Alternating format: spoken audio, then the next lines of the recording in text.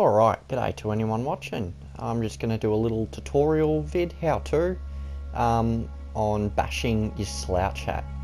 So first what you want to do is grab all your pieces. This will include the general service rising sun badge, your chin strap to your adjusted length, and your puggaree. So you're going to want to have the stove turned on with a pot that the hat can sit on nicely. Not too close to the base of the heat source. I know it sounds a bit odd at first if you've never done this, but hang with me. Fill the pot with water and let it sit until it starts bubbling with steam. So the reasoning for this is so that the steam is absorbed into the hat, making it floppy and transformable. So throw your hat on top of the pot so it can capture all the steam. I let mine sit on the pot for about 2, maybe 2.5, 3 minutes before it really started to get floppy.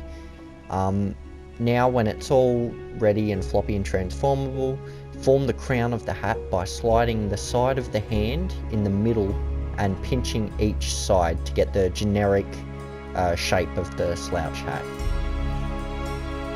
In the war, soldiers didn't receive hats that maintain shape, especially in the weather that many soldiers received.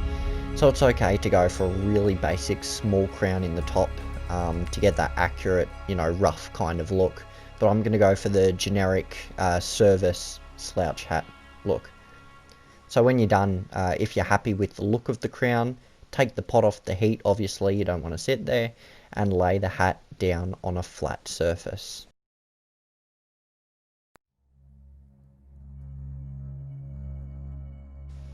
Next, you're going to want to iron the brim of the hat to get it nice, crispy and flat, but always place another cloth underneath the iron.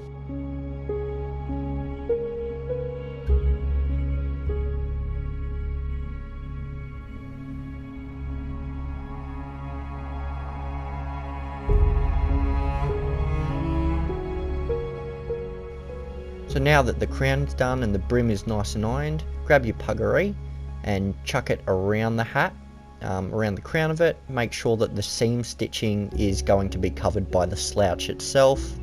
You don't have to do this, but it just makes it look a little bit nicer.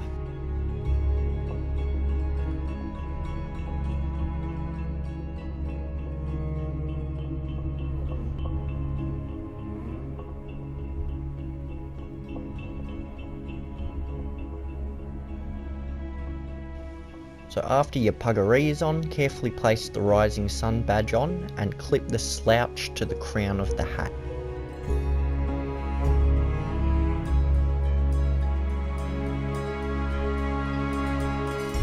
After you've done this, make sure to put the chin strap on using the 2 hole, eyelets on the inside of the hat. I think eyelets, I'll call them that. And now it's all done. If you're not happy with the final shape of it, it can always be reformed and rebashed.